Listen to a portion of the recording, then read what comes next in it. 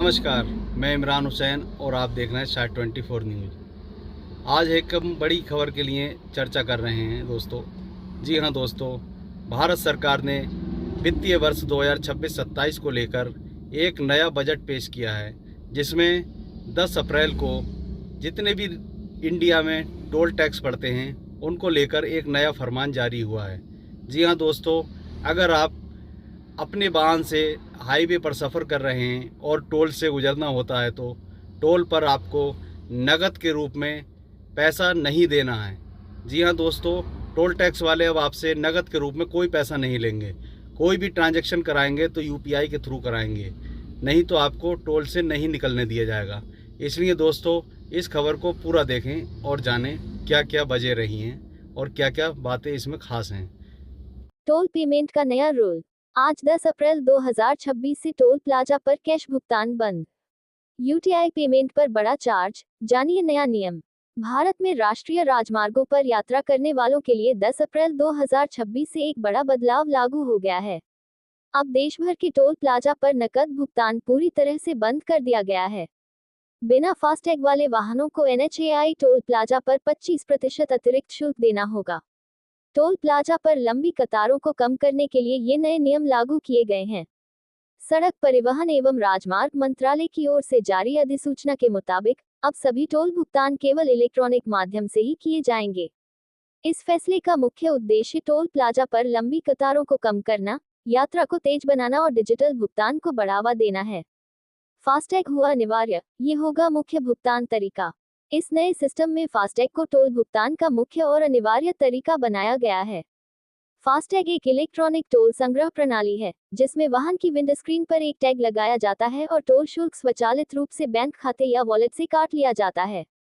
इससे गाड़ी को टोल प्लाजा पर रुकने की जरूरत नहीं पड़ती और समय की बचत होती है। सरकार पहले से ही फास्टैग को बढ़ावा दे रही थी, लेकिन अब इसे पूरी तरह से लागू कर दिया गया है। बिना फास्टैग वाले लोगों को ज्यादा पैसे चुकाने होंगे। यदि कोई वाहन वैध फास्टैग के बिना टोल प्लाजा पर पहुंचता है, तो उसे भुगतान करने के लिए यूपीआई का विकल्प दिया जाएगा। हालांकि इसके लिए उन्हें सामान्य टोल शुल्क से 1.25 गुना ज्यादा यानी 25% अतिरिक्त शुल्क देना होगा। उदाहरण के लिए, यदि टोल शुल्क 100 रुपये है, तो बिना फास्टैग वाले वाहन को 125 रुपये का भुगतान करना होगा।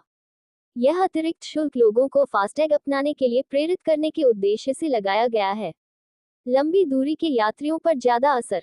पहली नजर में ये 25% अतिरिक्त शुल्क बहुत अधिक नहीं लग सकता है, लेकिन जो लोग लंबी दूरी की यात्रा करते हैं या अक्सर राजमार्गों का उपयोग करते हैं, उनके लिए लागत काफी बढ़ सकती है। इसलिए ऐसे यात्रियों के लिए अब फास्टैग रखना लगभग जरूरी हो गया है। ये नियम खासतौर पर उन लोगों को प्रभावित करेगा जो अभी भी नकदी पर निर्भर हैं या जिनका फास्टैग एक्टिव नहीं है। टोल प्लाजा पर भीड़ और समय की बचत। सरकार और नेशनल हाईवे अथॉरिटी का मानना है कि इस फैसले से टोल प्लाजा पर लगने वाली लंबी लाइनों में काफी कमी आएगी। अभी तक नकद भुगतान में समय लगता था, जिससे ट्रैफिक जाम होता था। फास्टैग के माध्यम से वाहन बिना रुके गुजर सकेंगे, जिससे यातायात प्रवाह में तेजी आएगी और यात्रा का समय कम होगा। ईंधन की बचत और पर्यावरणीय लाभ। इस बदलाव से पर्यावरण को भी बड़ा लाभ मिलेगा। जब वाहन लंबे समय तक टोल प्लाजा पर खड़े रहते हैं तो उनके इंजन चालू रहते हैं, जिससे ईंधन की खपत बढ़ती है और प्रदूषण भी होता है। अब जब वाहन बिना रुके गुजरेंगे तो ईंधन की बचत होगी और वायु प्रदूषण भी कम होगा। पर्यावरण संरक्षण की दिशा में भी यह कदम महत्वपूर्ण माना जा रहा है। आम यात्रियों के लिए क्या बदलेगा? ज्यादातर लोगों के लिए ये बदलाव ज्यादा बड़ा नहीं होगा, क्योंकि देश में फास्टैग का इस्तेमाल पहले से काफी बढ़ गया है। लेकिन जो लोग अभी भी नकदी का इस्तेमाल करते हैं या कभी कभार हाईवे पर यात्रा करते हैं, उन्हें अब अपनी आदत बदलनी होगी। उनके लिए फास्टैग लगवाना और उसे एक्टिव रखना जरूरी होगा, नहीं तो उन्हें ज्यादा फीस चुकानी होगी। कुल मिलाकर यह कदम भारत को डिजिटल और स्मार्ट ट्रांसपोर्ट सिस्टम की ओर ले जाने में एक बड़ा बदलाव है। इससे न केवल यात्रियों को सुविधा मिलेगी, बल्कि समय, ईंधन और पर्यावरण की भी बचत होगी। हालांकि शुरुआत में कुछ लोगों को परेशानी हो सकती है, लेकिन लंबे समय में ये सिस्टम सभी के लिए फायदेमंद साबित